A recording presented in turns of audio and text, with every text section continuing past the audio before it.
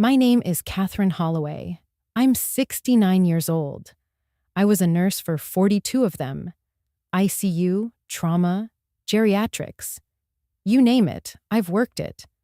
I trained 3 generations of younger nurses, taught them how to lift the dying with dignity, how to hold hands during the last breath. I never thought I'd be the one crawling across a tile floor, bleeding and ignored by the very people I raised. She dropped the pills again, Claire hissed behind me. We're not her nurses, Owen. I froze.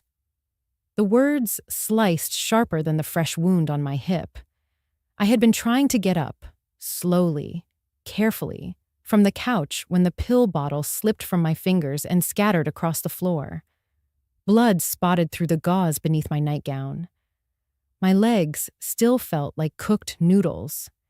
It had only been 7 days since the hip replacement surgery.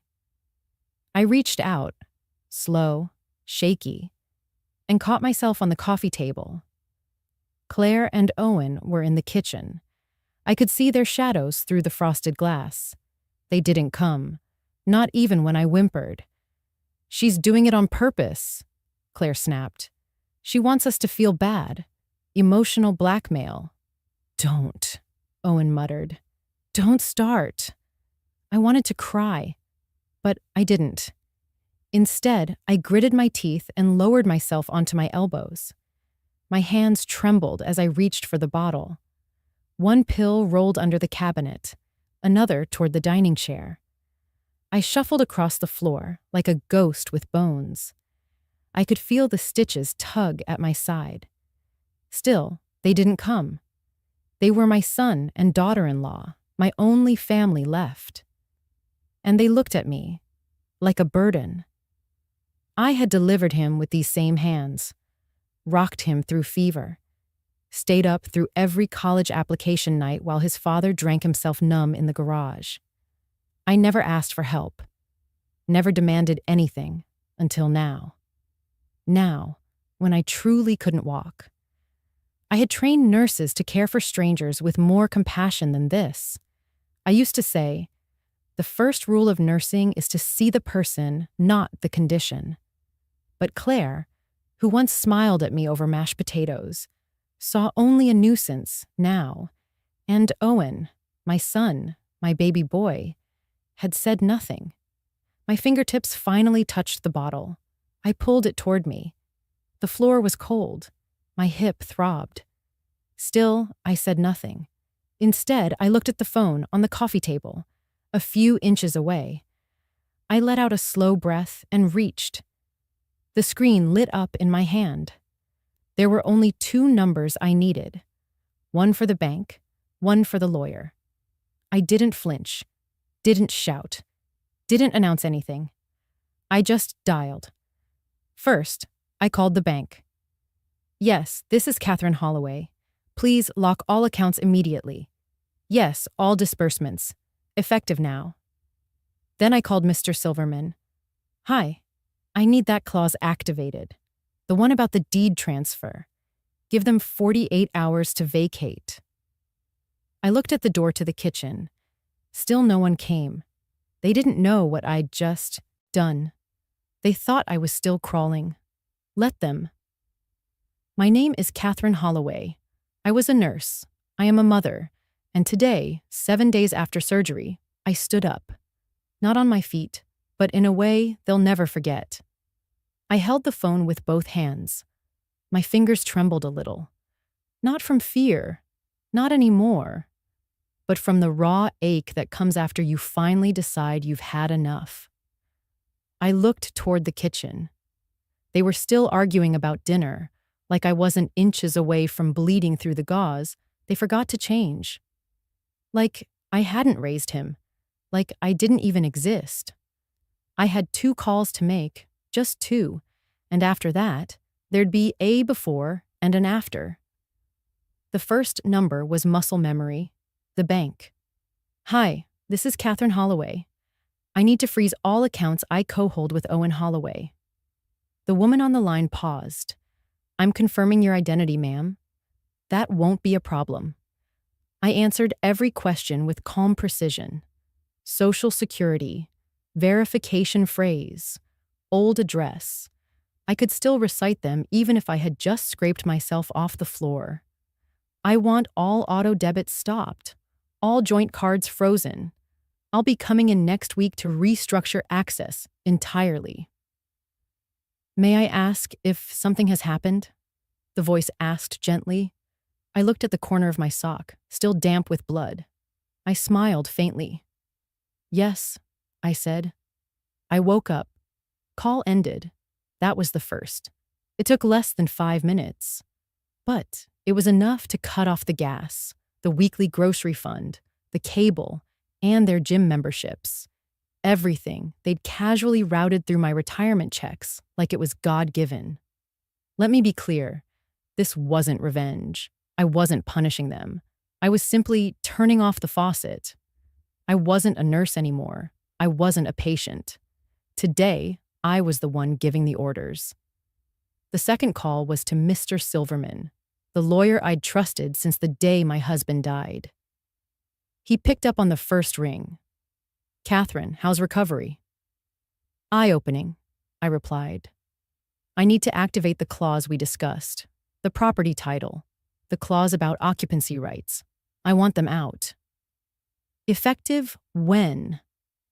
Now, but put 48 hours on the paperwork. Send it to both emails, and a physical copy too. There was a pause. You sure? I didn't answer for a moment. The tile beneath me had gone cold, and the weight of what I was doing settled over me. Not like a burden, but like a warm coat I hadn't worn in years. I'm sure, I finally said. They left me on the floor. I'm not angry, just done. He didn't ask more. He knew me better than that. We'll have it drafted and delivered within the hour, he said. And Catherine, I'm proud of you. After we hung up, I placed the phone back on the table. In the distance, I heard Claire's laughter. She probably peed herself again, she said under her breath. Owen chuckled. That was when the line broke. Inside me. The last time I laughed with my son, we were watching It's a Wonderful Life one Christmas Eve. He'd cried when Clarence got his wings. I had cupped his face and said, always choose kindness, even when it's not returned. I had forgotten to tell him, kindness doesn't mean servitude. They saw me as a wallet with legs, a guilt-ridden woman too soft to ever say no. But today, I wasn't the one crawling anymore. I leaned back slowly against the couch and exhaled. My breathing steadied. My mind did too. Somewhere in this house were framed photos of Owen graduating med school. He'd dropped out before finishing. Still blamed me for pressuring him. I didn't argue. I just kept paying the bills. But this wasn't about tuition, or groceries, or rides to the airport. It was about dignity. Mine. And today, I reclaimed it. Not by screaming, not by fighting, but by quietly drawing a line. One call to the bank, one call to the lawyer, and a lifetime of self-erasure began to dissolve. I wasn't a nurse. I wasn't a patient. I wasn't a charity. I was Catherine Holloway. And for the first time in a long time, I was the one writing the chart. I didn't always live in silence. There was a time my house echoed with piano practice, late-night study sessions, and the deep, tired laughter of a woman who was holding her world together with threads and prayer. It started the day my husband, Edward, passed. A cardiac arrest. Sudden, brutal, unforgiving. Owen was 15. I still remember the look in his eyes when the paramedics left. He wasn't crying. He just looked small, as if he already knew the weight that would now fall on my shoulders. Or worse, on his. I buried Edward in the blue suit we'd picked out for his retirement party, the one he never made it to. The next morning, I folded up every piece of myself and got to work. 3 shifts a day, 16 hours in scrubs. Every wound I cleaned at the hospital, I carried in my bones when I returned home. I kept a pot of stew on the stove for Owen, taught him how to iron his shirts, left notes in his lunchbox until he got old enough to find them embarrassing. And when the tuition bills started coming in, I did what I had to do. I mortgaged the house. I remember signing those papers like I was signing a part of myself away. The counselor said, "You sure, Mrs. Holloway?" I smiled. "He's got a shot. I'm not letting it slip through because I was afraid of a second mortgage." We sold the antique chest first, then the china cabinet, then my wedding porcelain. All except one piece. A single teacup. White porcelain with a faded gold rim and a thin hairline crack that ran like lightning from the lip to the base. It wasn't the most beautiful one, not the rarest, but it was the one Edward and I used the night we first moved in. We sat on the floor of this very house, surrounded by unopened boxes, drinking chamomile and dreaming of what we'd become. That cup stayed. Even when I sold the dining set, even when I wrapped each saucer and dish in newspaper and handed them off to a stranger, even when the kitchen looked empty and Owen asked, "Why keep that one, Mom?" Because some things aren't for using, they're for remembering. That cup sat in my bedroom window for years. On rainy nights, I'd hold it gently in both hands, not to drink from it, but to feel something that hadn't left me yet. Back then, Owen would come home from school and drop his backpack by the door. "Hey, Ma," he'd say. I'd hug him even if I smelled like antiseptic and sweat. He was kind, thoughtful. He'd boil water for my feet when they ached. He'd sit next to me at the table, pretend to study while I snuck in cat naps between shifts. I once walked 5 miles home after a double shift because the bus broke down and I didn't have $12 to spare for a cab. But I smiled the entire way, holding a rejection letter from a scholarship in one hand and Owen's report card in the other. Straight A's. I thought, this is worth it. This is everything. I carried that hope like oxygen. Every stitch I sewed into his future was stitched with faith that he would remember, that maybe one day, when my bones grew old and my steps slowed, he would hold me the way I held him. But people forget, especially the ones you raise to believe they're entitled to the sun. I had nothing for years. No weekends, no friends, no savings, no insurance after Edward. But I had purpose. And that porcelain teacup, still sitting there, still cracked, much like me, delicate but unbroken. When I held it last night after those phone calls, I noticed the crack had grown longer. Time does that to porcelain. And to women. But what time couldn't do was erase the woman who fought tooth and nail through every silent night, every missed meal, every shift on her feet, to build a future for someone who now called her a burden. Number Time wouldn't take that from me.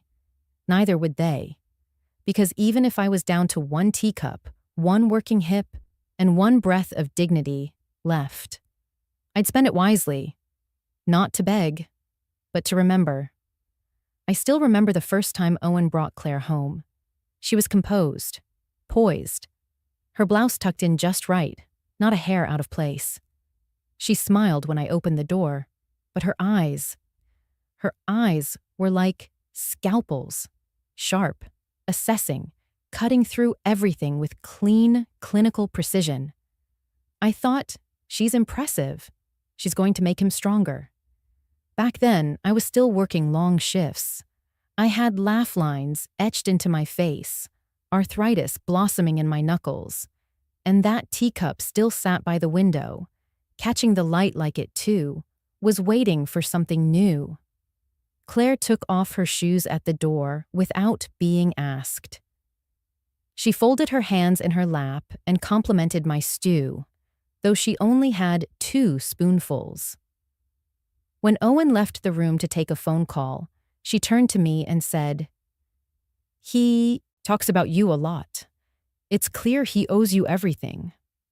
I smiled, warmed by the words, but even then I could feel the pause, the subtle chill behind her compliment, like a warning wrapped in sugar. Still, I tried. Good heavens, I tried. I gave her the family recipe for cornbread, handwritten, stained with decades of use. I offered to alter her wedding dress when she said she didn't like how it fit off the rack. I even stepped back during the ceremony, letting her mother sit next to Owen during the vows. It's her day, I told myself. Let her shine. But after the wedding, something shifted. The phone calls stopped. The "Hi Mom" texts turned into "Catherine." Dinners were planned and forgotten. And when I offered to help with the housewarming party, Claire said, "Actually, we'd prefer to keep it small. Just our friends." I stood in the kitchen that night, wrapping the banana bread I'd baked into foil. They never came by to pick it up. I'd given her space, grace, support. But I began to realize I was standing outside the home I helped build. I was the one who helped Owen write his first college essay, the one who held his feverish body through childhood nights, the one who worked 3 shifts so he could stand proudly at that altar. But I was no longer part of the picture frame on their mantle. Just a faded outline where something used to be. Still, I convinced myself I had to try harder. That maybe, if I was kind enough, helpful enough, invisible enough, they'd find room for me again. I cleaned their gutters when they left for Tahoe one Christmas, babysat their neighbor's dog when theirs didn't arrive on time, even paid for Claire's dental surgery when Owen's insurance didn't cover it. Never once asked for thanks. Because that's what we do, isn't it? Mothers. We love without receipts. But with every act of kindness, they moved farther away. As if the more I gave, the less I mattered. Kindness, it seemed, became a quiet kind of crime in Claire's world, an intrusion, an inconvenience. One night, I left a pie on their porch, pecan, Owen's favorite. The next morning, I found it in the trash, unopened, smashed. There's a moment when your heart doesn't break. It rearranges itself, and that was mine. I had once dreamed of a daughter-in-law who would laugh with me over burnt cookies, who'd ask about Owen's childhood, who'd one day hand me a baby with the same sleepy smile his father had. Instead, I got Claire, the perfect daughter-in-law to someone else's mother. To me, she was a boundary, a locked door. Still, I kept trying, because somewhere inside, I held on to the belief that goodness always finds its way home, that if I poured enough love into the cracks, one day, something would bloom. But love doesn't always get returned. Sometimes it evaporates, quiet and unseen. And what no one tells you is this: being too kind, in the wrong hands, becomes a liability. Something to be used or discarded. I wasn't her enemy, but I was never her ally. And the saddest part? I kept thinking, if I just held on a little longer, they'd see me. They'd come back. But I was a candle burning at both ends, in a room where no one noticed the light. That was the day I stopped leaving pies and started watching, listening, learning. Because even mothers, even the kindest ones, must one day learn to stop knocking on doors that will never open. The first time I saw the house, it took my breath away.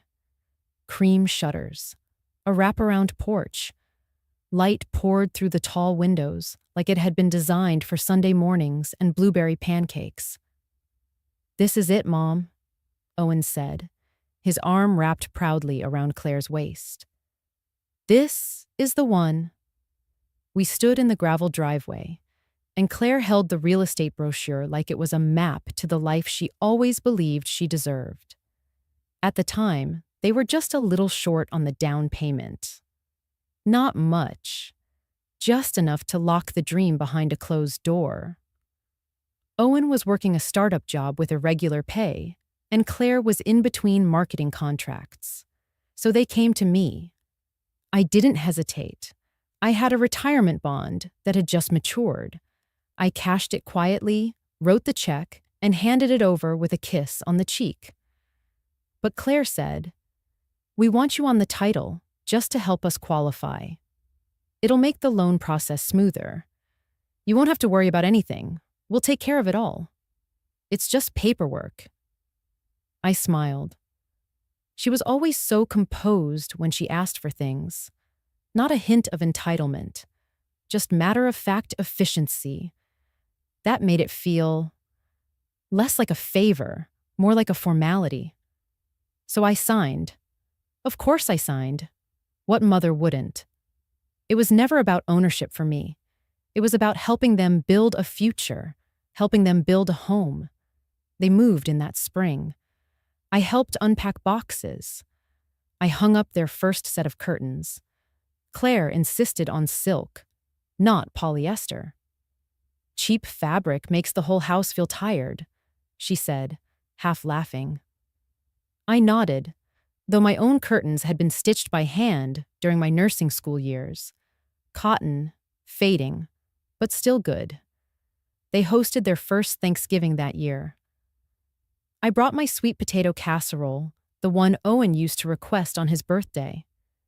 Claire had made a rosemary turkey with lemon glaze and said, "We're going for a cleaner palate this year." My casserole stayed mostly untouched. So did I. Over the years, I started noticing the distance.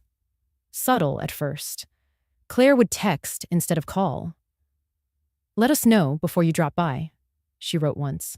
"The baby's on a strict nap schedule." There was no baby yet.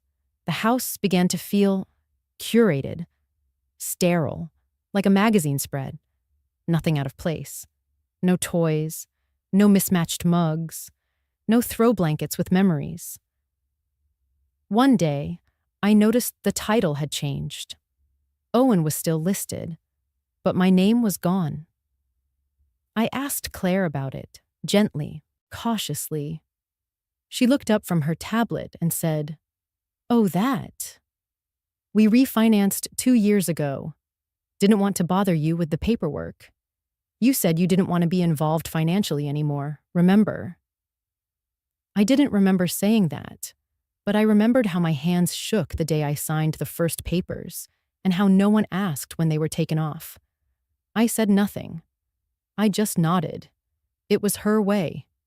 Ownership, in her world, meant control. And control was something she never surrendered. Not even to kindness. Still, I tried to help. Once, after noticing how loose the stair railing had become, I brought my toolbox and offered to tighten the bolts. Claire appeared at the top of the stairs with a mug of tea and said, "Catherine, just leave it, okay? This isn't a nursing home. We're fine." I put the screwdriver back in my bag. That was the day I stopped offering. Funny, isn't it? You can pour your love into a house, a family, a dream, but love doesn't entitle you to a key. And eventually, the house you helped build becomes a stage where you're not even cast as background. It becomes the most beautiful home you're not allowed to grow old in. Even when I stayed the night, after Owen's surgery, or when they traveled, I'd sleep in the guest room without a closet. My things kept in a plastic bin marked Mom Seasonal. They had wine racks and indoor plants with their own irrigation schedule, but no drawer for me. It wasn't my home. Not really. just a house with my fingerprints scrubbed from the walls. So when the lawyer asked me later, "Were you ever a resident?" I hesitated. And then I answered, "No. I was just a helper." And I meant it. Because sometimes you don't lose a home all at once. You lose it in pieces, through silence, through assumptions, through the quiet erasure of your name on a deed. It was the day after the surgery. The anesthesia had worn off, but a dull ache lingered in my lower back and legs, like my body wasn't quite sure if it wanted to heal or give up. I was still in the hospital room. White walls, buzzing monitors, the scent of bleach and overcooked carrots from the hallway trays, when my phone buzzed. Unknown number. I almost didn't answer, but something made me swipe right. "Mom?" I froze. It was his voice, Owen's, but softer, almost boyish. The way he used to sound when he called from college, when his laptop crashed, or when he'd forgotten how to wash his wool sweaters. "Hi, sweetheart," I managed. My throat was dry. I hadn't spoken all morning. The nurse had been in and out, wordless, mechanical. A press of morphine, a change of bandage, a tray left untouched. "I heard you're being discharged tomorrow," he said. "Claire told me." "That's right." There was a pause. I heard the sound of traffic in the background. Maybe he was in the car. Maybe he pulled over just to make this call. "Don't go back to your place," he said, and his voice cracked, just slightly. "Don't be alone. Come stay with us for a while. Claire's off work for 2 weeks." I blinked. Once, twice. Claire, off work for 2 weeks. I pictured her face, the thin line of her lips, the carefully measured voice that could cut glass. I imagined her reading this script, nodding once. "Just 2 weeks. We can manage that." I didn't speak. I didn't know how. "I know it might be weird," he added, "but we've got the downstairs room cleared, and the bed's firm. You won't need to go upstairs at all." Downstairs room, the one that used to be Claire's office, the one where they stored the Christmas boxes, the broken treadmill, and a chair no one wanted. "It's just," he hesitated, "I don't want you by yourself, Mom. Not after surgery. You shouldn't have to do this alone." For a moment, my chest tightened, not from pain, from something far more unexpected. Warmth. Not blazing, not loud. Just a soft, tentative flicker, like someone cupping a match in a windstorm. "I appreciate that, Owen," I said, slow, careful. He exhaled, relief, as if he'd been bracing himself for rejection. "You're my mom," he said. "It's the least I can do." And there it was. You're my mom. Not the babysitter, not the backup ride when Claire's late, not the woman who folds our laundry because we don't do it right. Just Mom. For the first time in years, he'd said it like he meant it. Not out of obligation, not with an eye roll, but with something close to tenderness. "I don't know what the recovery will be like," I said, slowly. "There might be days I'll need help getting to the bathroom. Or cooking." "I'll help," he replied immediately. "We'll figure it out." I almost smiled. Not because I believed him fully, but because he sounded like the boy who used to bring me a glass of water with 2 straws, just to make it fun. "I'll need to bring some of my meds and the walker." "I'll be there with the car tomorrow morning," he said. "Don't worry about anything." Claire's name didn't come up again, but in my mind, I imagined her reaction when he told her. I imagined the pause, the calculation, the tension behind her temples as she forced a smile that didn't quite reach her eyes. And still, I said yes. Because beneath all the fear and exhaustion and history was hope. Not for a miracle, not for a movie ending, but for a moment. A moment where a son remembered his mother not as a fixture in his adult life, but as the woman who once walked 3 night shifts in a row just to keep him in private school. The woman who patched his soccer socks and held his science fair volcano when he was too nervous to walk. The woman who, even now, still wanted to believe he could be kind. As I hung up, I let the phone rest gently on my chest. Outside, a bird called somewhere near the window inside.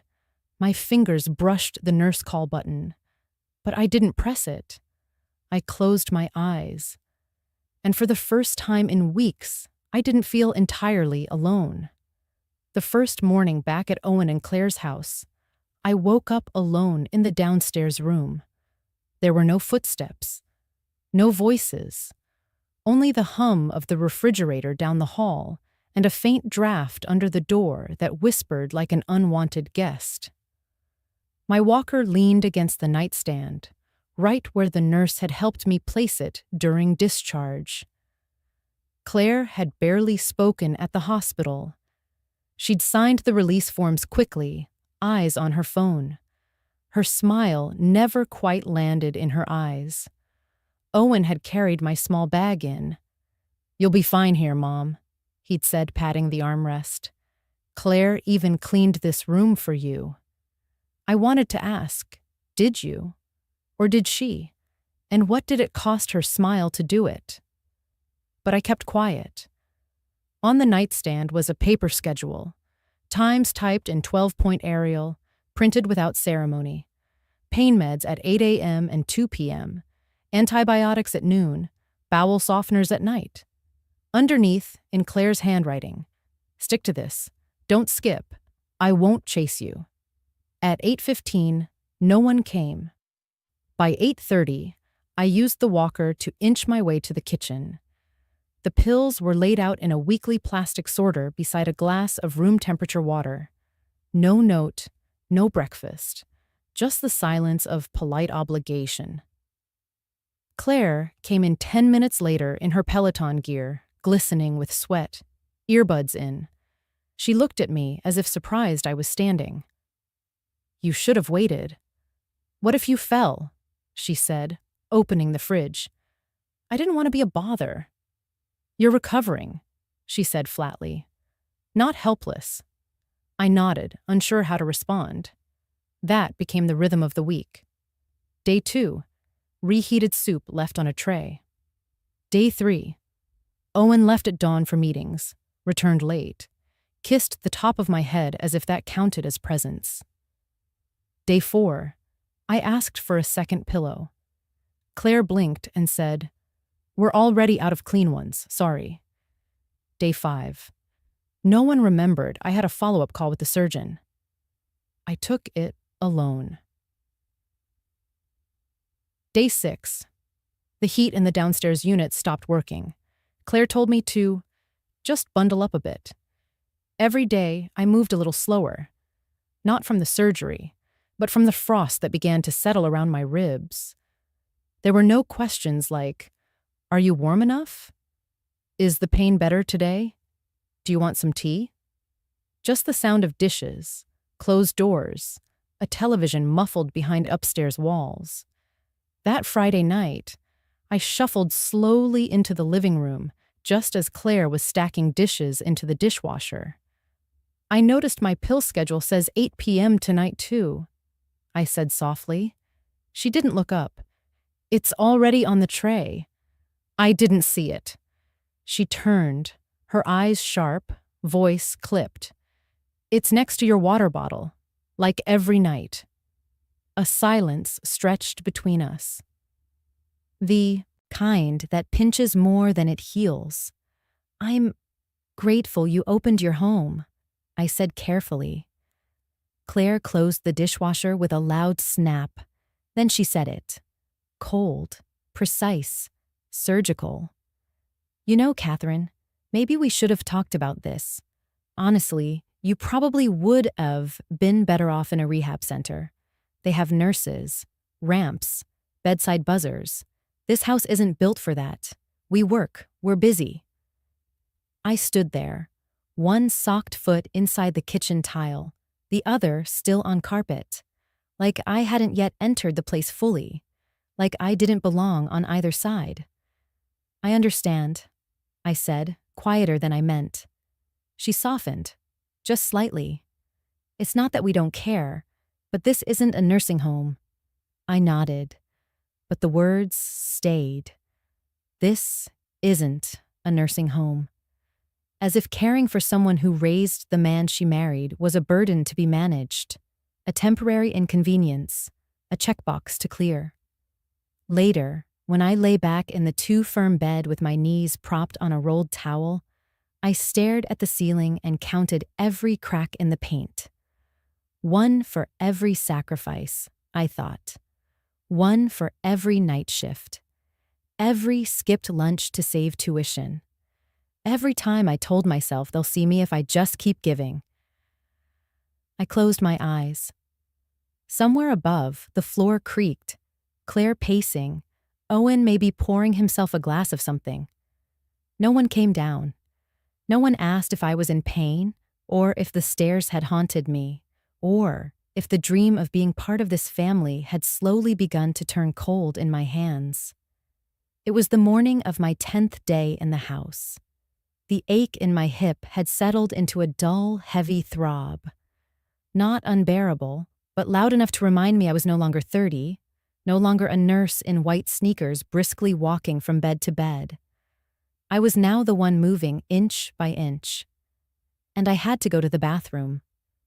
Claire had left for an early errand.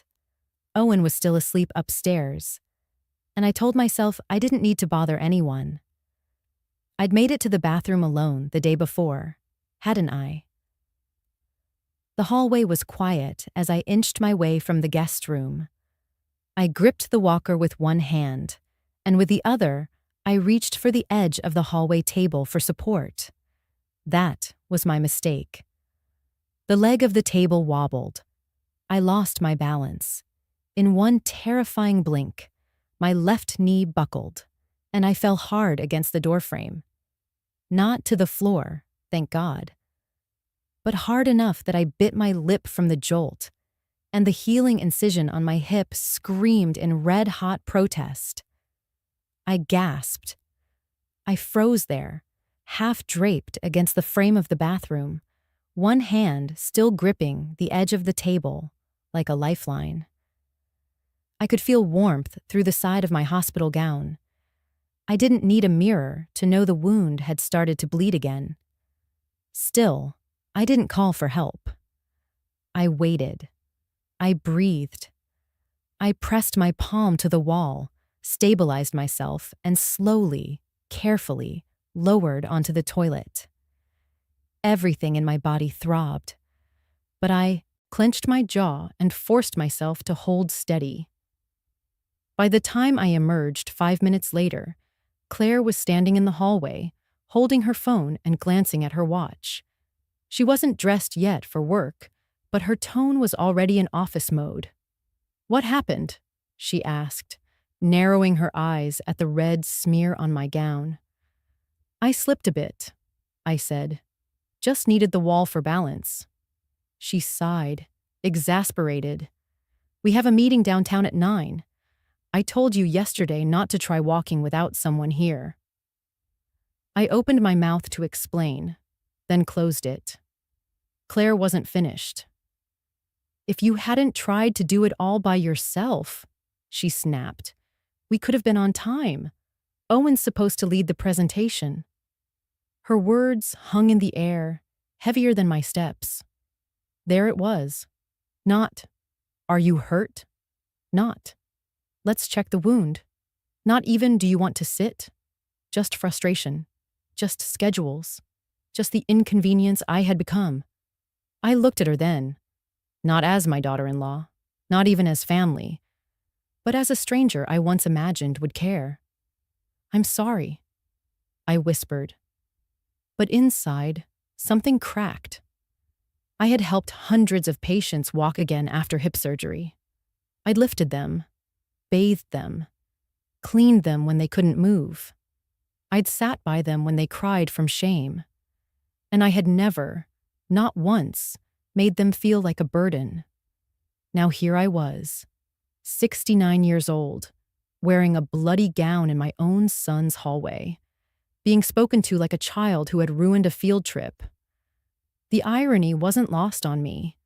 I had spent my life helping others heal, yet no one here was helping me be whole again. Claire turned away. "I'll grab gauze," she muttered. "But please, don't move until someone's with you." I nodded again, silently, and leaned into the wall for balance. Not for support, not anymore, just to stay upright. Owen came down 10 minutes later. Claire must have told him what happened because he gave me a once-over, then said, "Mom, you've got to let us help you the way we know how. Things are different now." I didn't answer, because what I wanted to say was, different how? That I used to be seen? That I used to matter? That I used to be a nurse, not a liability? But I said nothing. Because I was tired. Because it was still bleeding. Because I was starting to realize that being allowed to stay in someone's house didn't mean you were welcome in their heart. Later that night, as I changed into clean pajamas, I saw the dried blood on the edge of the gown I'd worn that morning. I didn't throw it out. I folded it neatly, placed it in the bottom drawer. Not as a keepsake, as a reminder that there was a line, and I had just found it. Before I left the hospital, I asked Nurse Helen to help me pack the small cedar box at the foot of my bed. It wasn't large, about the size of a sewing kit, but it was heavy with time. Inside were only a few things. A photograph of Owen on his wedding day. In a gray suit I had hemmed the sleeves of myself. A birthday card he'd made in second grade with wobbly hearts drawn in red marker. A crocheted blue bonnet I made when he was born. A few ticket stubs from a high school play where he played a silent tree. But to me, he was the whole forest. I didn't bring clothes. I didn't bring valuables. I brought memories. The kind you hope might anchor something, might make someone stop, smile, remember. I carried the box on my lap in the car ride from the hospital, fingers resting on the brass latch like it was sacred. That first afternoon, as Claire flitted about straightening throw pillows and vacuuming rugs, I asked gently, "Is it all right if I leave this in the living room?" She glanced over her shoulder. "That box?" "Yes," I said. "It's just keepsakes, for Owen, for, well, all of us." Claire nodded, too fast, the way people do when they're saying yes to avoid saying no. So, I set it on the coffee table. Not in the way, not taking up space, just sitting quietly, like me. That evening, I watched Owen come down the stairs, briefcase in hand, and glance at the box. His eyes lingered for half a second, then he looked away. He didn't ask what was inside. The next morning, I shuffled out from the guest room, still sore from my incision, and saw the box was gone. Not moved. Gone. I panicked a little, checked under the coffee table, then spotted it, tucked behind the hallway cabinet, half hidden behind a stack of mail and a scented candle shaped like a pine cone. I didn't say anything. I just stared at the pine cone candle. It wasn't even lit. That night, Claire served dinner in silence. Quinoa and cold chicken. As she cleared the plates, I gathered the courage. "I noticed the memory box was moved," I said softly. Claire didn't pause. She scraped a plate into the bin and replied, "It just didn't really go with the decor." Her tone was breezy, dismissive, like I had set a shoe on the table. I opened my mouth, then closed it. I wasn't going to fight about a box. But that night, as I lay in bed, I wondered, had I, become like the box? Out of place? Inconvenient? Something they loved once, but no longer had space for in the room? The next day, I heard them arguing upstairs. Not yelling. Claire never yelled. But sharp whispers, pointed tones that leaked through the vents. "She needs more than we can give," Claire said. "It's not sustainable. She's just healing." Owen replied, quieter. "It's only temporary." Claire's voice again. "It's always something with her. She brings things, expects things. Like we're, I don't know, her staff." That one stung. Staff? I had made my own breakfast that morning with one arm leaning on the counter. I hadn't asked Claire for help tying my shoes. I hadn't even mentioned the bloodstains still lingering in the hallway from my slip. And yet, in her mind, I was asking too much. That evening, I returned the box to my room. I sat on the edge of the bed and opened it. The birthday card was still there. "To the best mommy. Love, Owen, age 7. I smiled. Then I cried. Not loudly, not dramatically, just the slow, quiet kind of crying that comes from realizing you brought a part of yourself, hoping someone would say, "I remember." And instead they say, "That doesn't match the furniture." Some people would argue, she's their mother, not their responsibility. They're young, building careers, building lives. She should be in rehab. Mothers need to know when to let go. And maybe that's true. But I didn't ask to stay forever. I didn't ask for flowers or parades. I brought a box of love. And even that was too much. That's when I began to understand. Sometimes it isn't about the help you ask for. It's about how uncomfortable your presence makes people when they've already decided you no longer belong in their story. No one ever opened the box. Not once. But one day, they would wish they had. There's a certain tone Claire uses, not cruel, not even loud, but clipped, precise. Like a woman announcing the boarding time for a flight you've already missed. She doesn't tell you what to do. She simply tells the room what's happening. And somehow, what she says always becomes what is. It started small. Dinner plans. She's on a low-sodium diet now, so no need for the turkey gravy. Then birthday gifts. Owen and I decided not to do a big celebration this year. Just a quiet evening. No guests. Then holidays. We figured it'd be easier if we just stayed at our place for Christmas. Less driving around. And Owen, my Owen, would nod, sometimes even smile, as if these were his own ideas. But I could see it. That brief pause. That half second when he would glance my way before Claire's eyes cut to him like twin razors. I never questioned it. Never asked, "Is that truly what you want, Owen?" Because I was raised to be agreeable. Raised to believe that good mothers didn't stir conflict. They smoothed it over. So I smiled. I adapted. When Claire picked out the curtains for the lake house without asking, I stayed silent. When she decided Owen should donate my late husband's tools, no one's using them. It's just clutter. I bit my tongue. When they moved to a house 10 miles farther and never gave me the new address until weeks later, I convinced myself they simply forgot. They hadn't.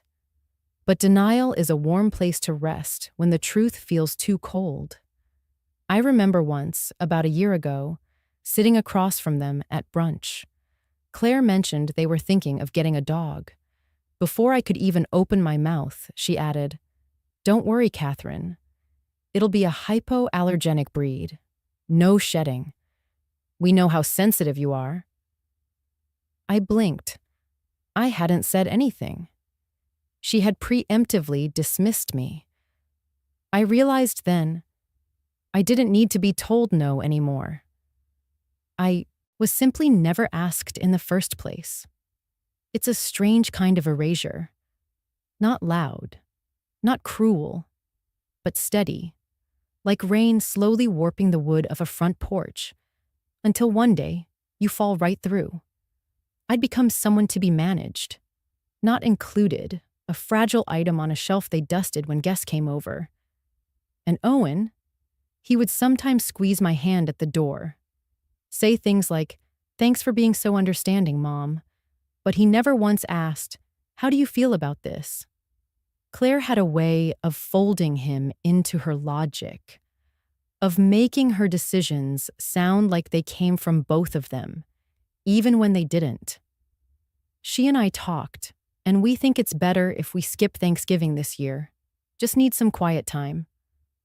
Claire and I agreed you probably wouldn't want to travel in this weather. Claire thinks the rehab center might actually be a better fit. They have nurses there. We're just trying to do what's best. That word, it used to mean Owen and me. Now, it was Claire's royal pronoun, a crown she wore with precision. I don't hate her. That's the thing. Claire is organized, sharp, efficient. She handles everything, from finances to furniture deliveries, with a grace that would impress a CEO.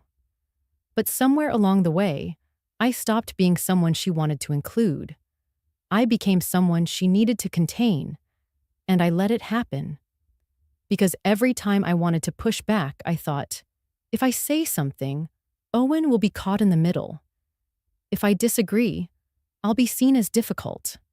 If I cause waves, I might lose even this small seat at the table. So I stayed silent. I stepped aside. I gave way. But silence is a debt that compounds.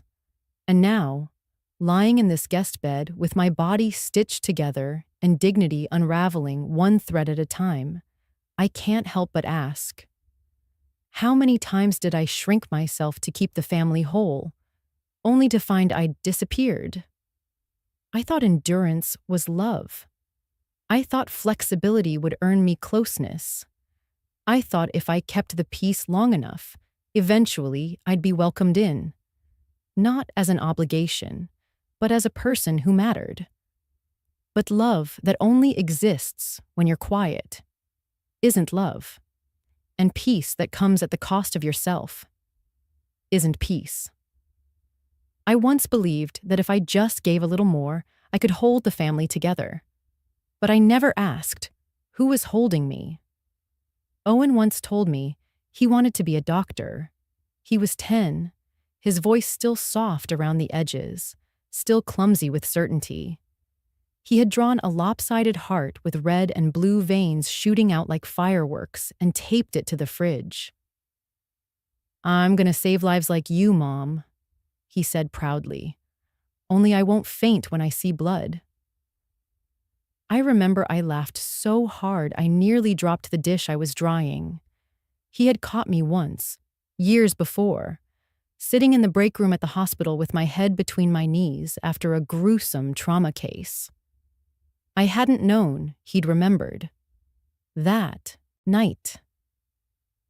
After he went to sleep, I stayed up folding laundry and thinking about how bright he was, how much fire he had, how the world hadn't dulled him yet. He was a curious child, not just smart, hungry to know. He read anatomy books for fun, snuck into my medical journals when he thought I wasn't looking. He once asked if he could shadow me at work, and when I said no, he shadowed me at home instead, watching how I cleaned a cut, how I wrapped a sprained wrist, how I calmed patients over the phone. So I saved every penny I could. I skipped lunches at the cafeteria, brought oatmeal in a thermos every day for a month. And finally, I bought him that plastic anatomical skeleton model he'd circled in a magazine. $89.95 plus shipping. It was the first package he ever tracked, every day after school. When it arrived, he opened it on the kitchen floor, laid out every limb like a sacred puzzle. He named it Harold. Harold the skeleton. He studied with Harold every night. He learned the bones faster than I expected. One night, he corrected me on the difference between the ulna and the radius. I didn't even mind.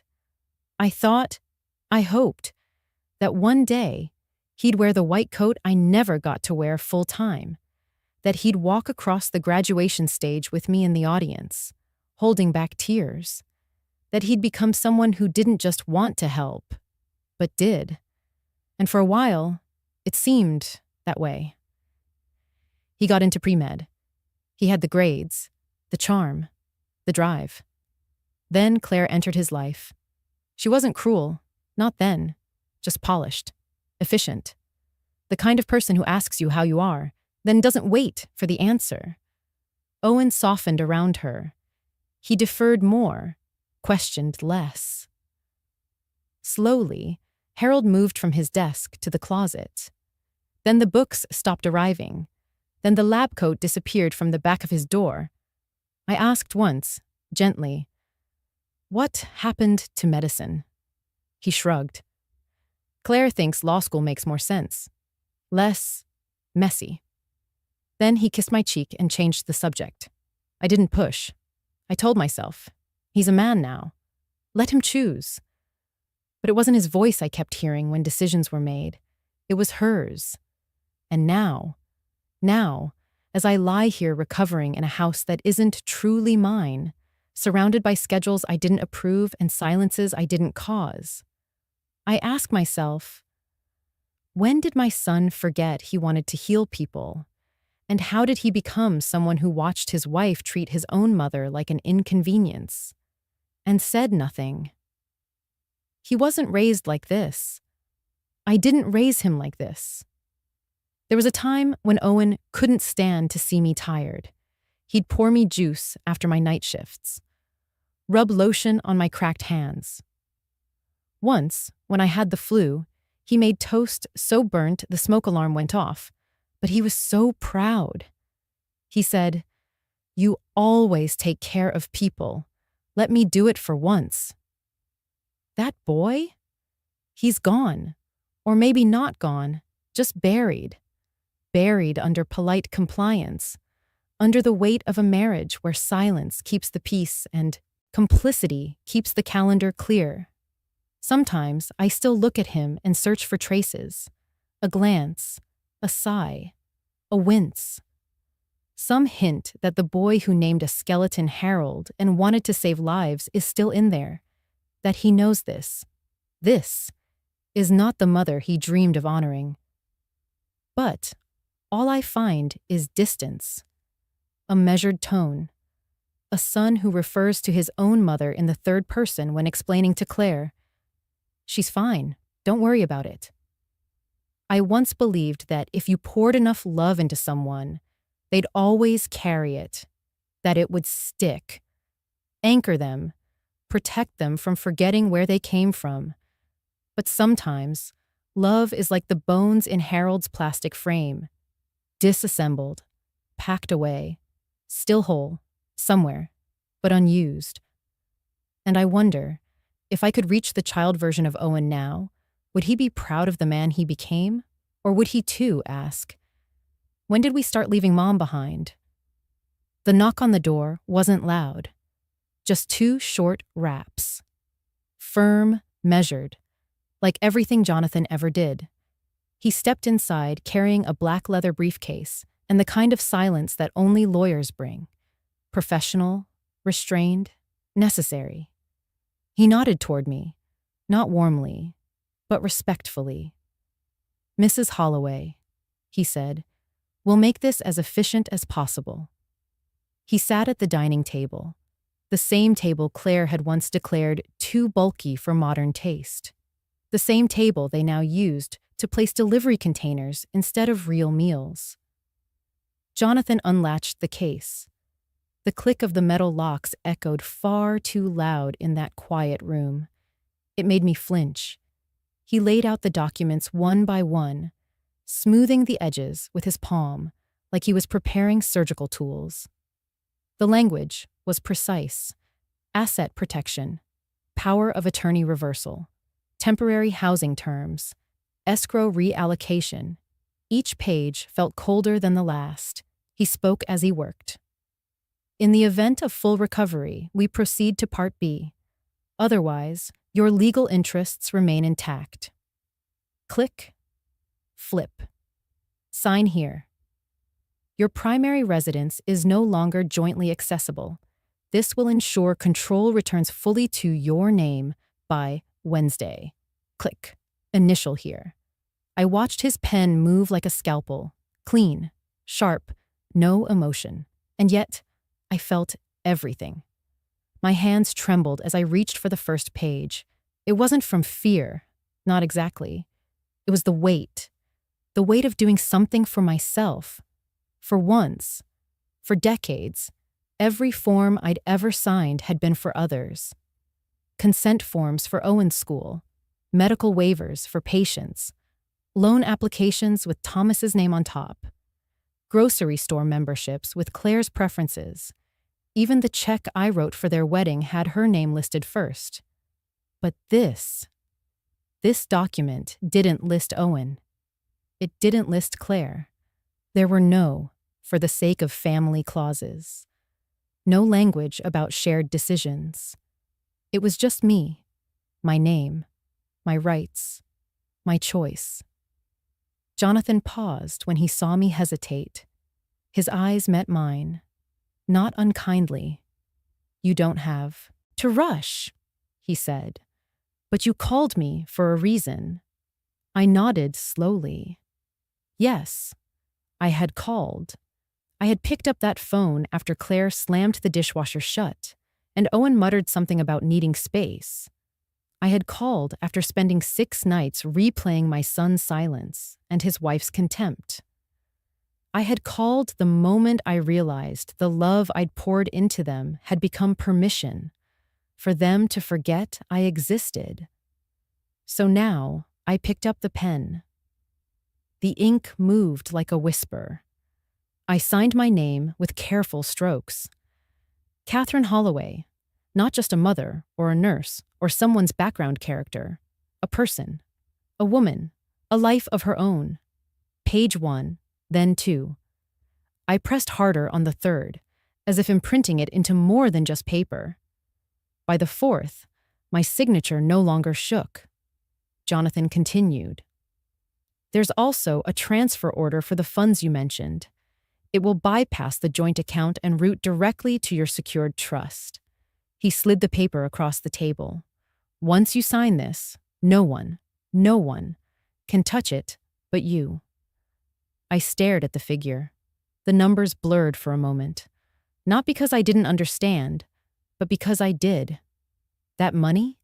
It was meant for their future, their baby, their dreams. But where was I in that future? Who had made room for my dreams? Who had asked me if I wanted to stay or go or breathe on my own? I signed. When it was done, Jonathan stacked the papers neatly and placed them back into his case. "Delivery is scheduled for tomorrow morning," he said. "They'll have 48 hours to respond to the eviction notice." He said it plainly, like it was weather, and maybe it was, a storm that had been building for years. But this time, I wasn't standing in the rain without an umbrella. I walked him to the door. He paused just before leaving. "I've worked with a lot of families, Mrs. Holloway," he said. "Most people wait too long to protect themselves. You didn't." When the door closed, I stood still for a long time. The silence felt different now. Not lonely, just mine. I looked at the pen still on the table, felt its weight in my hand. "For the first time in 40 years, I whispered to no one. I signed something for me. June didn't say anything when I showed up at her door with just a tote bag and a folded envelope. She didn't ask what happened, didn't press for explanations. She simply stepped aside, letting me in with that same calm presence I'd always admired in her, like a harbor that never needed to shout to prove it was safe. Her apartment was warm, not in the way of thermostats or candles, but in the way of being lived in gently. Books with frayed edges, a knitted throw over the couch, faint piano music humming from the old speakers near the window. She took my bag without a word and motioned toward the armchair. I sat down slowly, my legs still heavy, body still aching. She disappeared into the kitchen and returned a few minutes later with a tray. 2 cups of tea, a wooden plate with lemon biscuits, and 1 delicate porcelain teacup with a long, thin crack running from the rim to the base. I blinked at it. It was the same cup she'd kept for years, the one I'd once offered to throw out when helping her pack boxes. "You kept this?" I asked. June gave a quiet smile as she placed it on the tray. "Of course. Just because something's been cracked doesn't mean it's lost its worth. You clean it. You use it gently. It's still part of the set."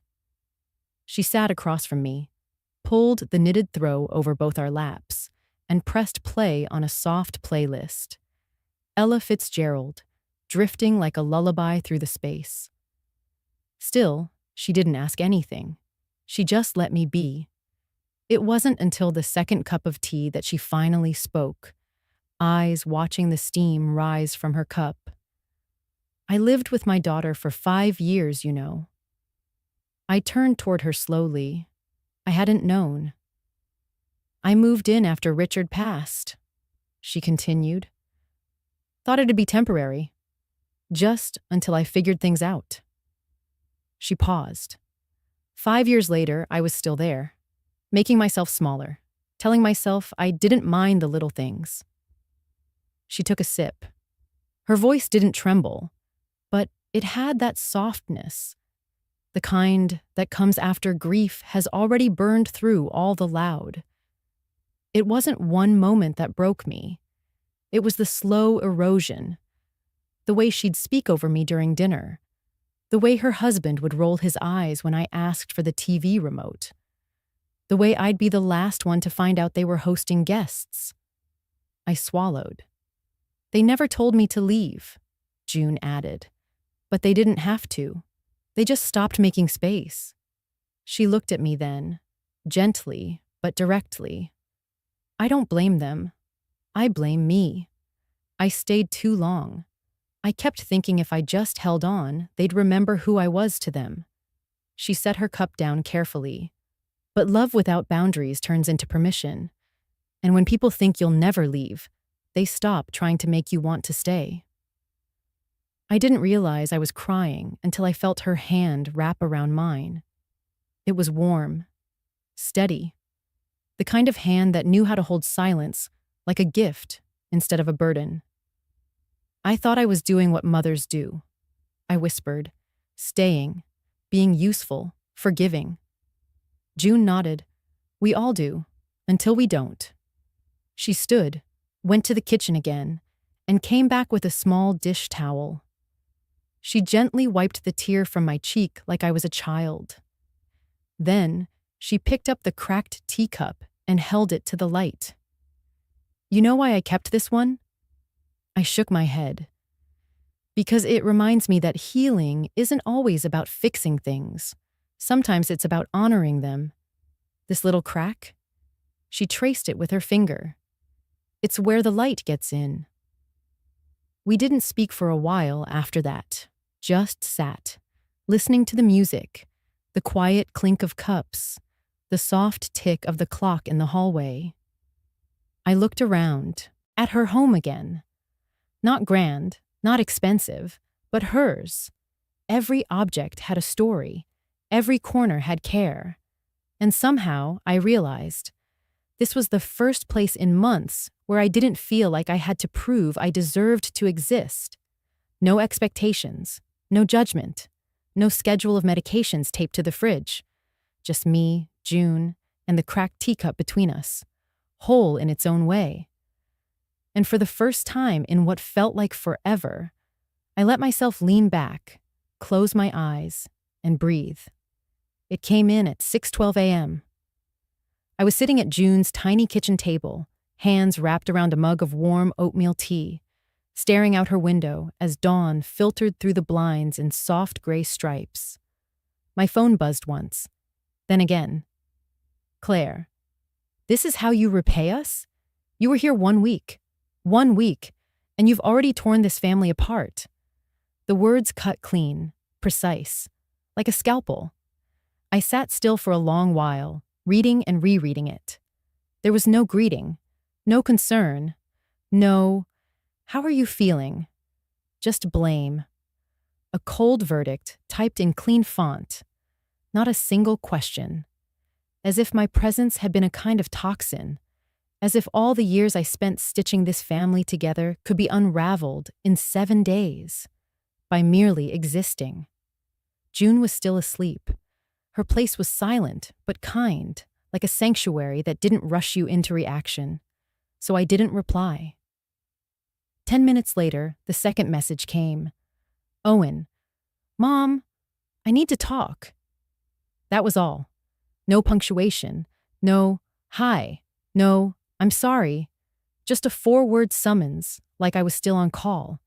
Still wearing my nurse badge. Still expected to show up, no matter what had just happened. I stared at his name glowing on the screen. Waiting. Foolishly, perhaps. For a second message. Maybe something like, "I'm sorry Claire spoke that way." Or even just, "Are you okay?" But nothing followed. Just those 4 words. Static. Cold. Empty of acknowledgement. And that was when I finally understood something I had refused to face for years. I had trained them this way. I had taught them that I would always pick up, always fix, always fold myself in half to smooth out their lives. Even in that hospital bed, stitched up and trembling, I had still tried to make things easier for them. I had given Owen everything.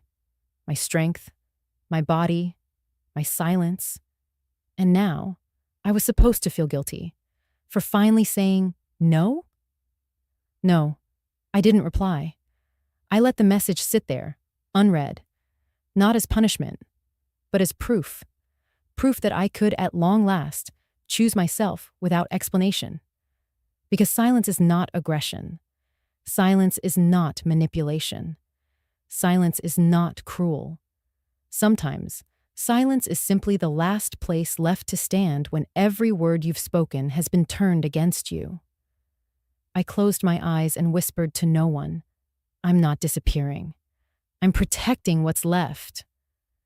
The part of me that still ached when I remembered little Owen at 10 years old, holding up a toy stethoscope and saying, "I want to help people like you, Mom." The part of me that still wanted to believe he was in there somewhere. But I wasn't going to dig anymore. For so long, I'd told myself that love meant holding on tighter. But real love, the kind that heals instead of binds, sometimes means letting go. I set my phone face down on the table and sipped my tea. June stirred from the other room, her feet padding softly toward me. She glanced at the phone, then at my face. Didn't ask a thing. Just opened the cupboard, pulled down 2 bowls, and started making breakfast. It was such a simple thing, but it grounded me. For once, I wasn't living inside someone else's emergency. I wasn't being guilt-tripped back into submission. I wasn't negotiating my own worth. I was here, in this room, in this moment. And for the first time in decades, I wasn't afraid of being called selfish, because I finally understood. It's not selfish to stop bleeding for people who treat your wounds like inconveniences. That morning, I didn't answer either text. I didn't justify. I didn't defend. I just sat there whole, quiet, still. Not to punish them, but to protect the woman who was finally learning that love, real love, starts within. The letter came folded into thirds, tucked inside a pale pink envelope with no return address. Only my name, Catherine Holloway, handwritten in the same looping script I hadn't seen in over a decade. At first, I didn't recognize it. It had arrived among the usual stack: ads, a coupon flyer, a utility bill I no longer had to worry about. But this letter, light as a breath, stopped me cold.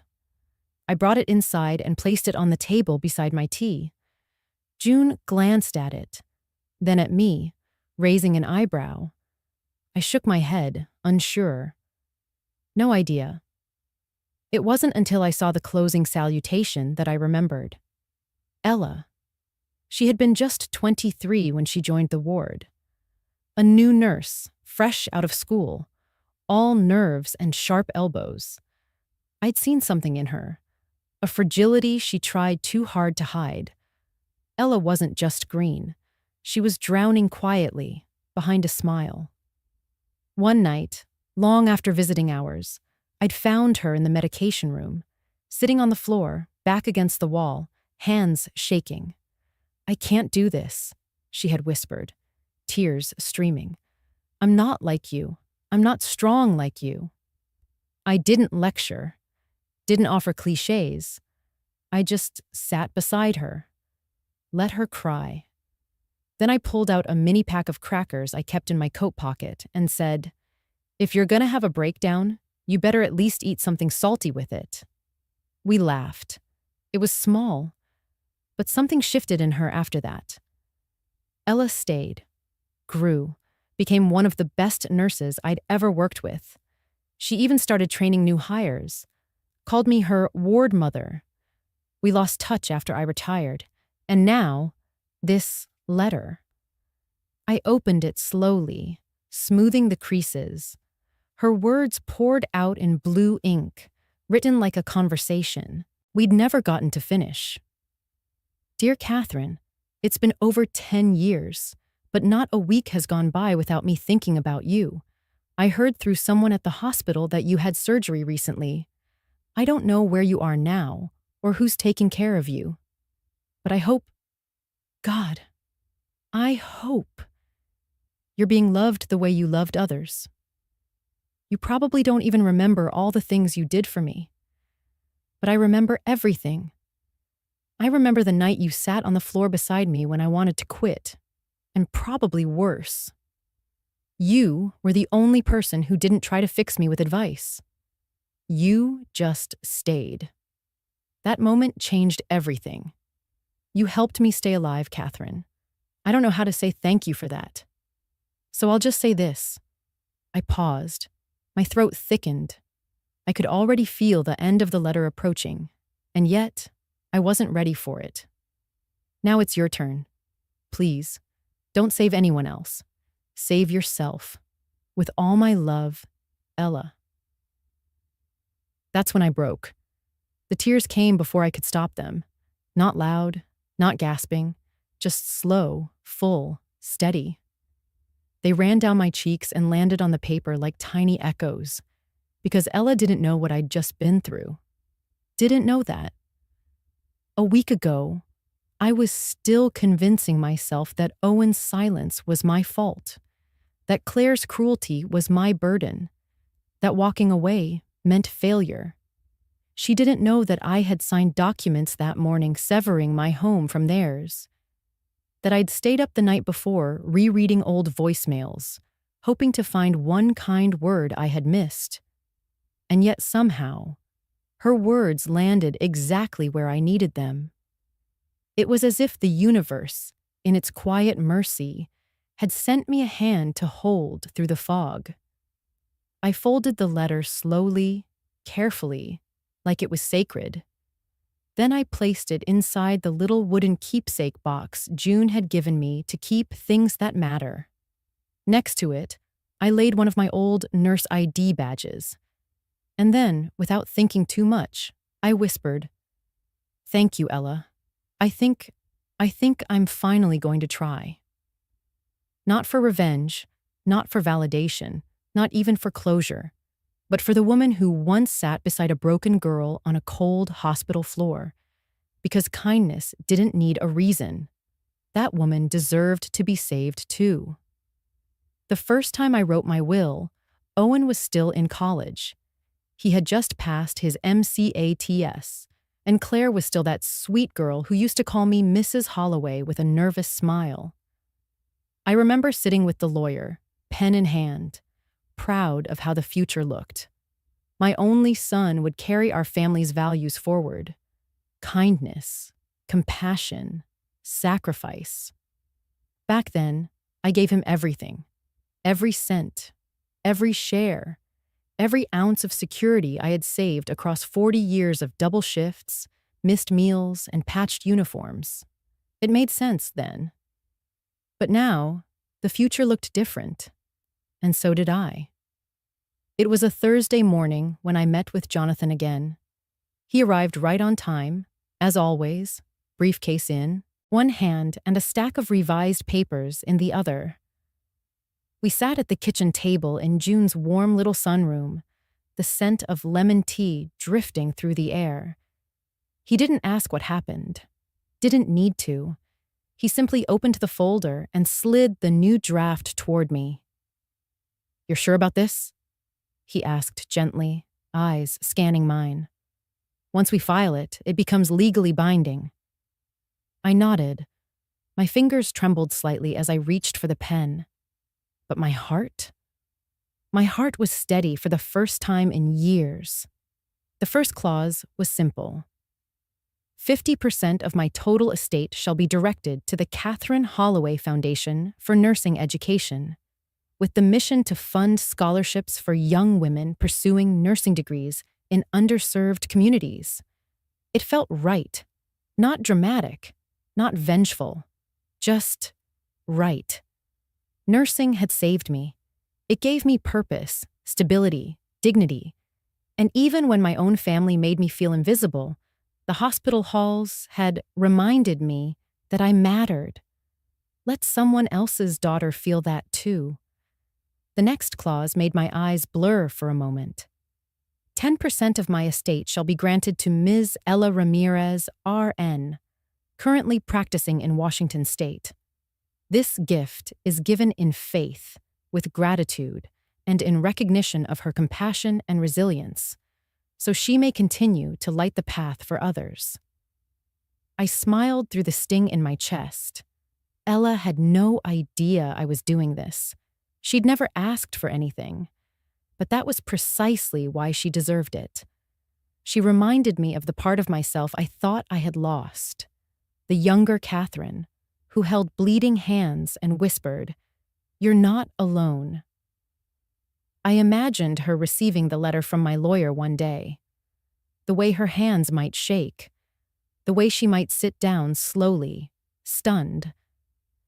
Maybe she'd think back to the night on the medroom floor, and maybe she'd understand then that the circle had closed. And finally, there it was, the last clause, the one that made the air feel heavier, not angry, just final. As of the date filed, Owen Holloway and Claire Holloway are no longer listed as beneficiaries in this will. No explanation, no flourish, just silence. Cold, clean, legal silence. Jonathan hesitated before moving on. He looked at me again. "I can add a statement if you'd like, something to explain." I raised a hand gently. "Number." "The absence says enough." He nodded, then pointed to the signature line. It was a short walk from pen to paper. But that signature, it carried 40 years. 40 years of standing behind others. Of speaking softly to avoid tension. Of hoping silence could keep a family from cracking. Of believing that being good meant being invisible. I pressed the tip of the pen down. My name flowed across the line with a steadiness I didn't know I still had. And in that moment, I whispered to myself, for the first time in 40 years, I'm signing something. Just for me. Jonathan gathered the pages. His voice was low, almost reverent. "I'll file it first thing tomorrow, and I'll send you a notarized copy for your records." I nodded. "Thank you, Jonathan, for being part of this transition." He smiled gently. "It's more than a transition, Catherine. It's a reclamation." After he left, I sat in silence for a while. The sun had shifted in the sky, spilling gold across the kitchen tiles. There were no loud victories, no applause, no audience, but I had quietly rewritten the story. Not with fire, not with revenge, just with clarity. And that, I thought, was a power no one could take from me. It was a quiet Tuesday afternoon at the rehab center, the kind of afternoon where you can hear the wind stir the trees outside, where the air smells faintly of eucalyptus and warm chamomile. I had just finished a mindfulness session and was settling into the window seat of my room, a blanket over my knees, when I saw her, Claire. She stepped out of a silver SUV like she owned the building. Her heels clicked too loudly against the concrete. She was wearing that beige trench coat she always pulled out when she wanted to look composed. But her movements betrayed her. Stiff, frantic, brittle. I didn't move, didn't wave, just watched through the blinds. Within seconds, I heard the front desk phone ring, then footsteps echo down the hall. A young staff member knocked softly. "Mrs. Holloway," she said gently, "there's a visitor asking to speak with you." I looked at her for a moment. "Who?" She said her name is Claire. I turned my gaze back out the window. "Tell her I'm not receiving visitors today." The girl hesitated, then nodded and left quietly.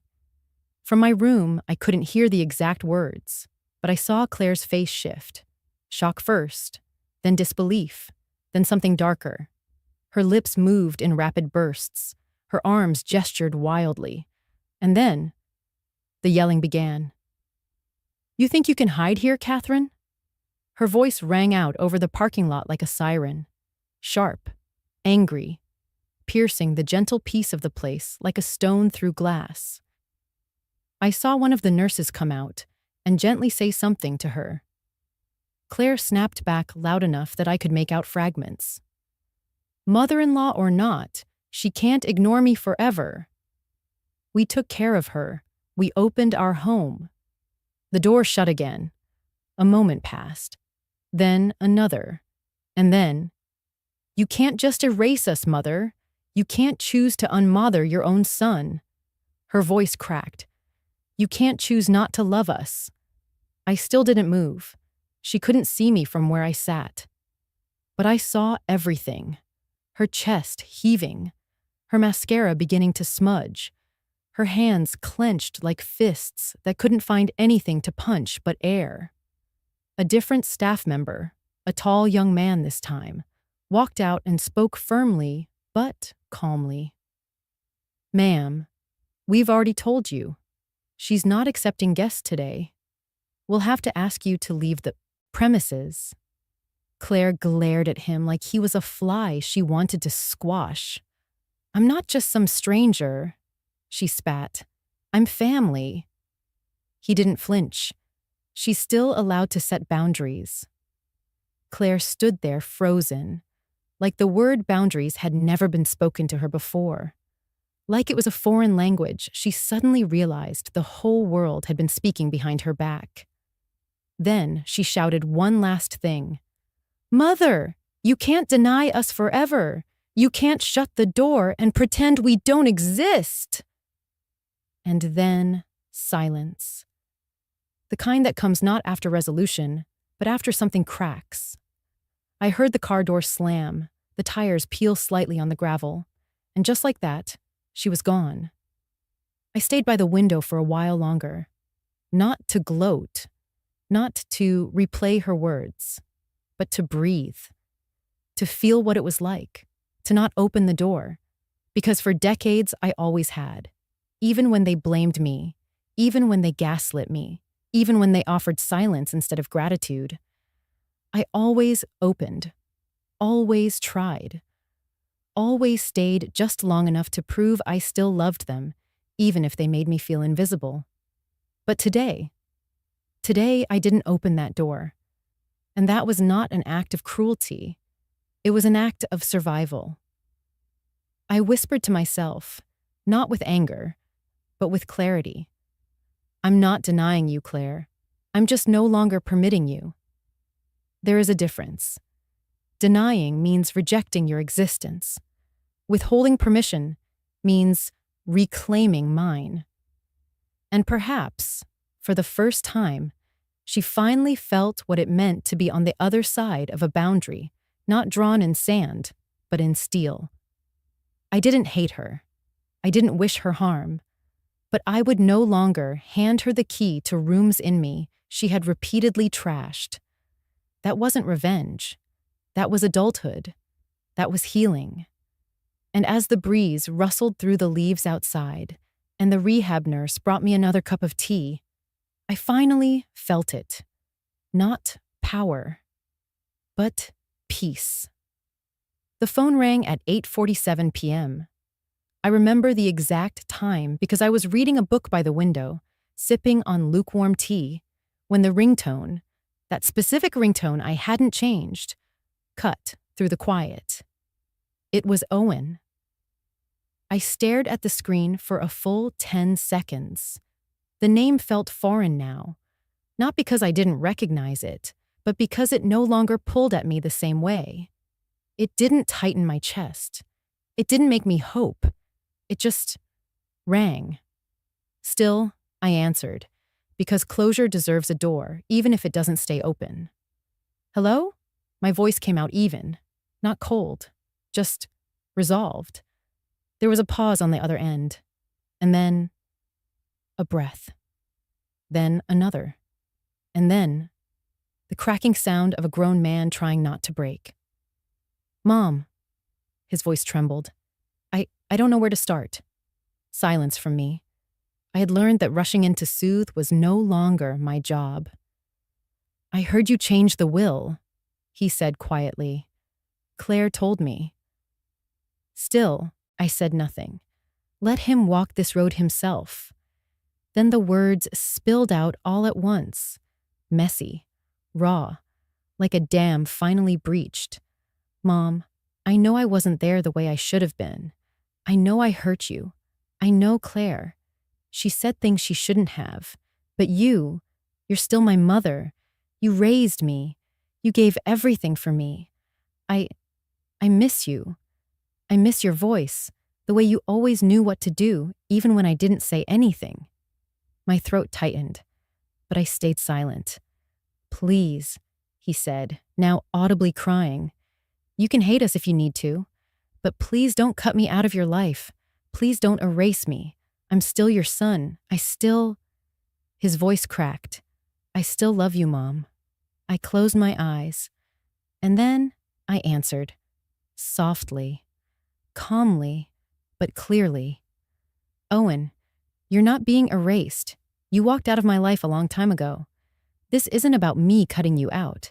This is about you turning away. The moment I was on the floor, crawling, and you stood by and let her scream at me. Silence. Just his breathing on the other end. You say I raised you, I continued. Yes, I did. I raised you to be strong, to be kind. But somewhere along the way, you chose comfort over courage. You watched your wife treat me like a burden. You let her mock my body, my pain, my presence in my own home. And you didn't say a word. I paused. Let the weight of that truth hang between us. I begged you with my eyes, Owen.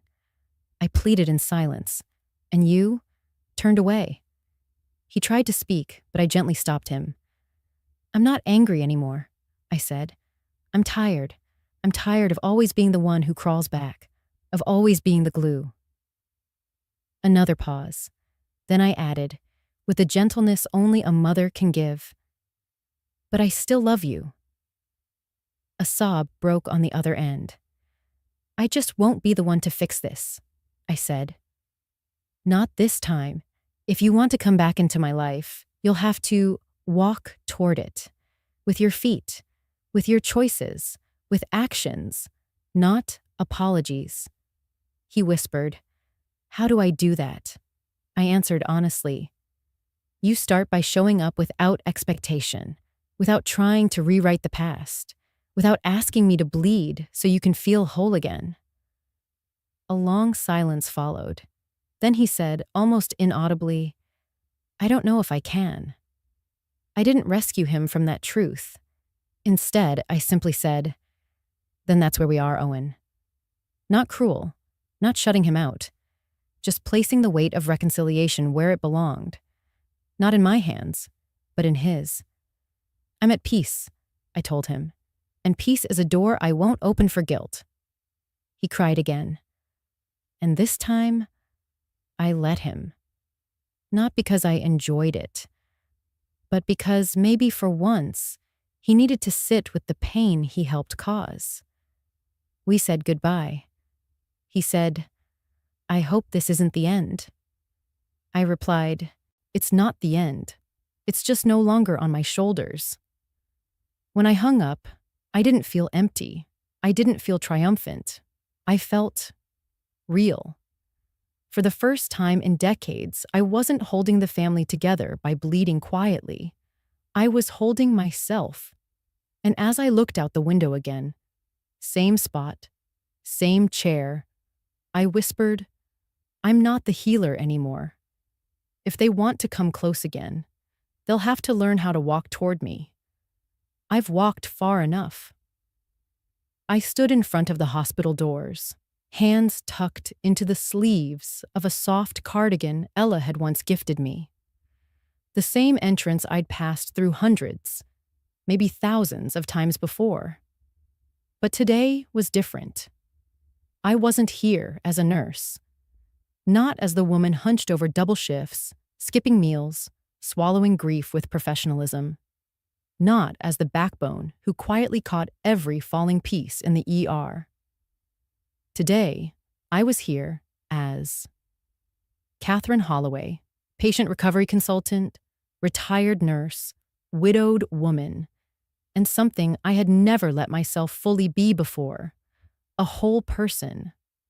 The automatic doors hissed open with that familiar hydraulic sigh. Same polished tiles, same antiseptic scent, same bright white lights that had always felt more interrogative than illuminating. But I moved through them differently now. No weight on my shoulders, no clipboard, no silent scream in my spine. I walked slowly through the main corridor, nodding at the few nurses who looked up. A couple seemed to do a double take. One even whispered to another, probably trying to confirm whether the old Holloway had really returned. I didn't stop to explain. I didn't owe anyone that. At the nurses' station on 3 West, I paused. The same station I had anchored for years.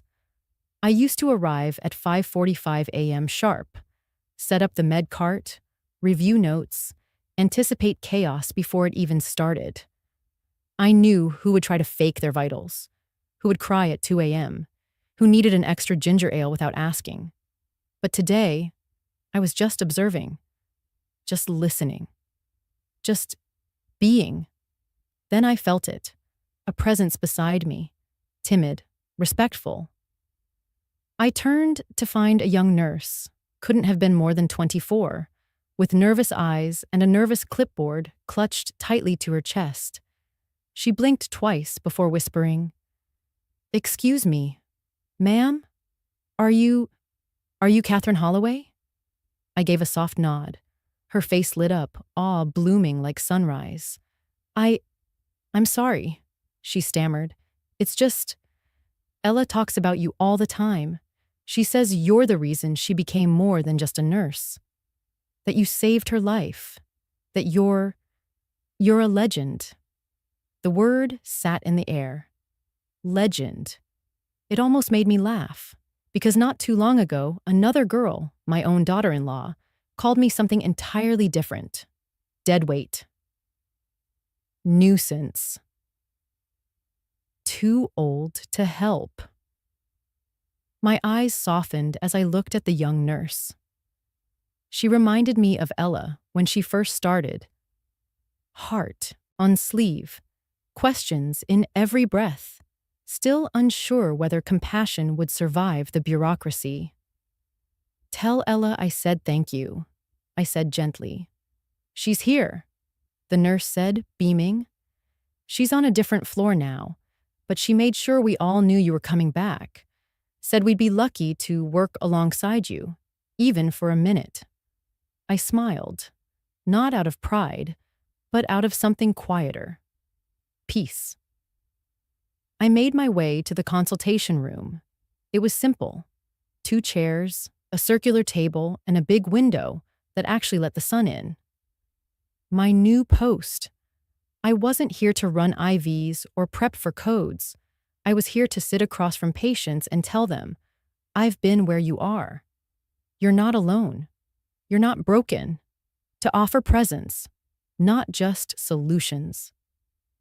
That afternoon, as I reviewed a new intake file, I caught my reflection in the glass of the window.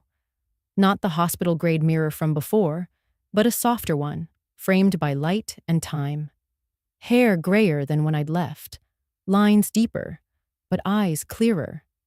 And I whispered, not to the glass, but to the woman inside it. Some call me a legend.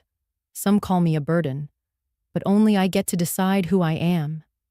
There was no applause, no parade, no son or daughter waiting outside to say I'm proud of you, Mom. Just me. But this time, that was enough. I had stepped back into the place where I had once given too much, and now I gave only what I chose. No more, no less. And somehow, in that, I was more alive than ever. It was late afternoon when I stepped out onto June's little balcony. The light had that soft golden slant it only gets near the end of the day, when time doesn't feel so urgent, when the world sighs instead of spins.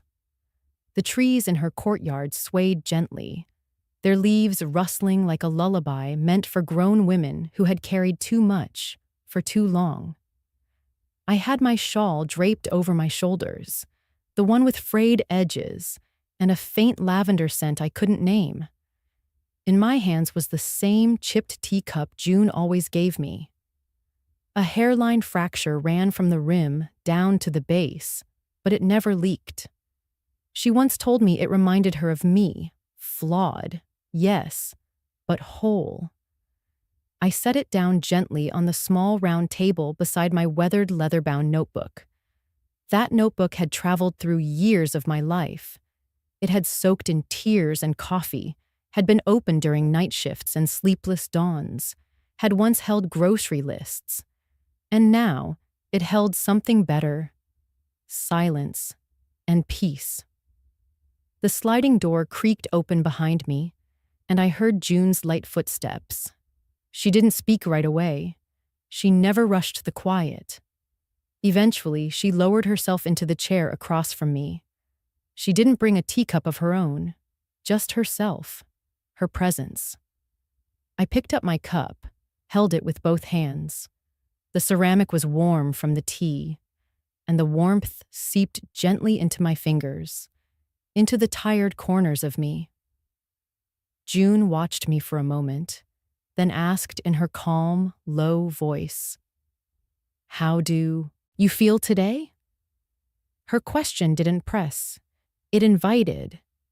I looked at her, at the woman who had welcomed me into her home without asking me to explain the bruises beneath my strength, at the woman who knew that sometimes healing wasn't loud. It was slow. It was small. It was still. I exhaled slowly and let the words rise, unforced. "I still haven't forgiven them," I said. I expected the air to shift, maybe tighten. It didn't. June simply nodded, and I smiled. A soft, honest smile. Not out of bitterness, but out of clarity. "But I've forgiven myself." The breeze lifted a strand of hair from my cheek as if to kiss the truth of those words. I felt them settle into my chest like a stone in a riverbed. No longer crashing, just resting. I took a sip of the tea. It was chamomile, always chamomile. My eyes drifted to the yard below. A child was blowing bubbles, and a golden retriever was chasing them with absolute conviction. The world continued, indifferent to the wreckage or the rebuilding of any one person's heart. And maybe that's what made it beautiful. Maybe that's what made me free. There had been a time, not so long ago, when I believed my worth was tied to service, to endurance, to being the one who stayed when no one else would. But I had learned that boundaries weren't walls. They were doors. I finally locked behind me, and not out of hate, but out of love. For the woman who had bent and bent and bent, until she stopped, until she stood. I reached for my notebook, ran my fingers over its cover, then left it closed. No need to write anything today. Some truths didn't need to be recorded to be real. June leaned back, her gaze soft. She didn't ask for more. She didn't need to. And I didn't need to explain that healing didn't always mean mended relationships. Sometimes it simply meant choosing not to carry someone else's fracture in your own ribcage anymore. As I sat there, teacup cradled in hand, evening folding itself into night, a single thought bloomed. Perhaps I'm not their nurse, but I'm no longer their patient either. I've healed something deeper than bone.